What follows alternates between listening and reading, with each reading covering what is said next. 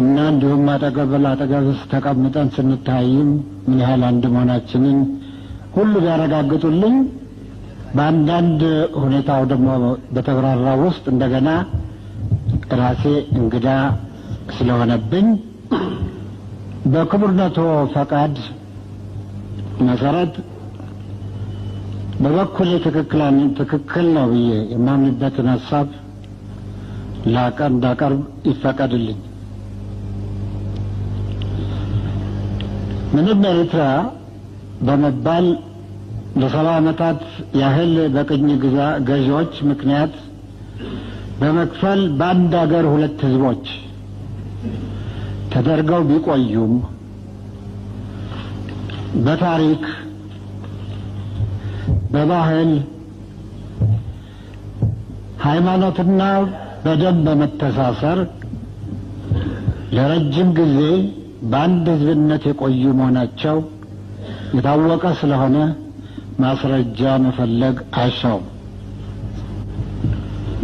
እንዲሁም ከቅኝ ገዢዎች የተረፈችው የኢትዮጵያ አካል በጣሊያን ከመወረራም በፊት ሆነ በጊዜው እና በኋላም ከወንድሞቻቸው ጎን ተሰልፈው ለኢትዮጵያ ነጻነት በልዩ ልዩ መስክ የኤርትራ ህዝብ ያደረገው ከፍተኛ አስተዋጽኦ በደንብ መታወስ ይገባዋል።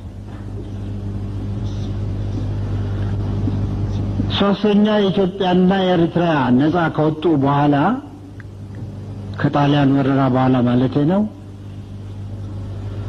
ኤርትራ በእንግሊዝ ሞግዚታዊ አስተዳደር እንደተጠቀሰው ስር ስትወድቅ በአንጻሩ ኢትዮጵያ ደግሞ በእንግሊዝ የበላይ ጠባቂነት ወይም ፕሮቴክቶሬት እንድትሆን ያጋጠማትን የፖለቲካ ተጽዕኖ በመከላከል ለዓመታት ከባድ የፖለቲካ ትግል ታካሄድ ነበር።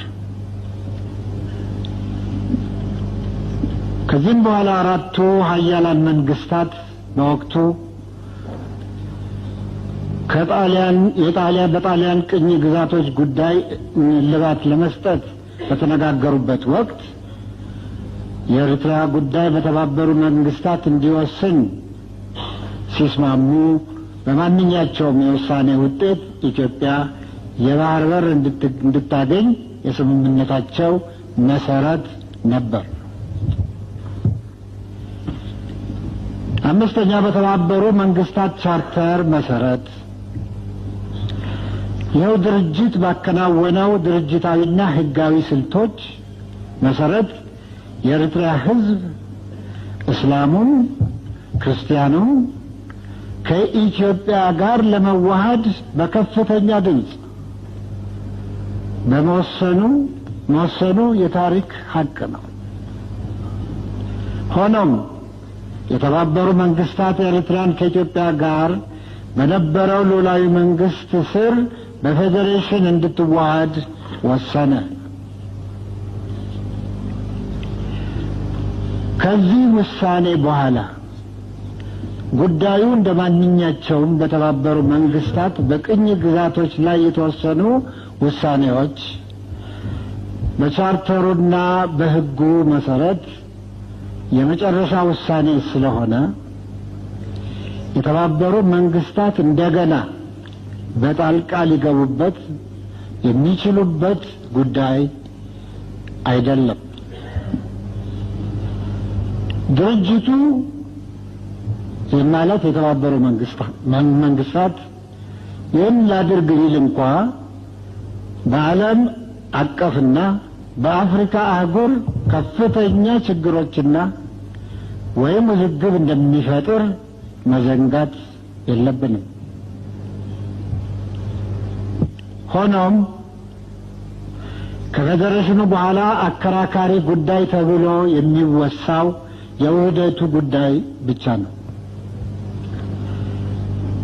ይህም ጉዳይ በህግ ሊታይና ሊፈታ የሚችለው በኢትዮጵያ ህዝብ ውሳኔ ብቻ ነው።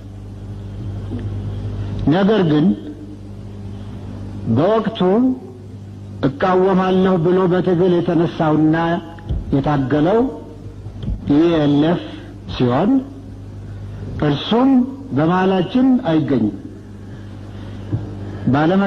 ባለመጋበዙም ቅሬታ የተሰማ መሆኑን በቢቢሲ ከጥቂት ቀናት በፊት ሰምቻለሁ።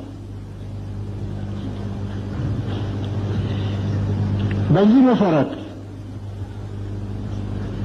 በሌሎች የኢጣሊያ ቅኝ ግዛቶች እንደተወሰነ ሁሉ በኤርትራ የተወሰነው ውሳኔ በተባበሩ መንግስታት መስፈርቶችና ሕግ መሰረት ስለሆነ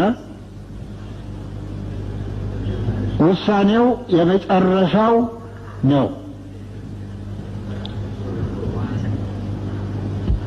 ሌላ የህዝብ ውሳኔ ሊካሄድ ይፈለጋል ከተባለ ይህ ሊካሄድ የሚችለው በሉዓላዊ የኢትዮጵያ መንግስት አስተናጋጅነት በኢትዮጵያ ህዝብ ብቻ ነው። የተከበሩ ፕሬዝዳንት፣ ይህ ጉባኤ የሽግግር መንግስቱን ለመመስረት የተዋቀረ ብቻ መሆኑንና የኢትዮጵያን ህዝብ በምንም አይነት የማይወክል መሆኑን ደጋግመው አስገንዝበውናል። በዚህ መሰረት ይህ ጉባኤ በኢትዮጵያ ህዝብ ስም ምንም ጉዳይ ሊወስን፣ ሊያግድ ወይም ሊሰርዝ አይችልም። ሆኖም የኢትዮጵያን የአሁኑን ተጨባጭ ሁናቴ በመመርኮዝ የወንድማማቾች ደም መፋሰስ የቆመ መሆኑን፣ አሁን የሰፈነውን የሰላምና የዲሞክራሲያዊ ሂደት መሰረት በማድረግ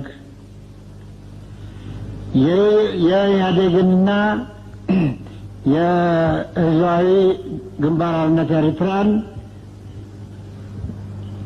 ልዩ ግንኙነት በመጠቀም ወንድማማችና እህትማማች የሆኑትን ህዝቦች መካከል የዘለቄታ ቅራኔ እንዲወገድ እና በኢትዮጵያዊነትና በይቅር እግዚአብሔር መሰረት በአስቸኳይ የሚስማሙበትን መንገድ መፈለግ የመሸጋገሪያው መንግስት ተቀዳሚ ተግባሩ እንዲሆን ጉባኤው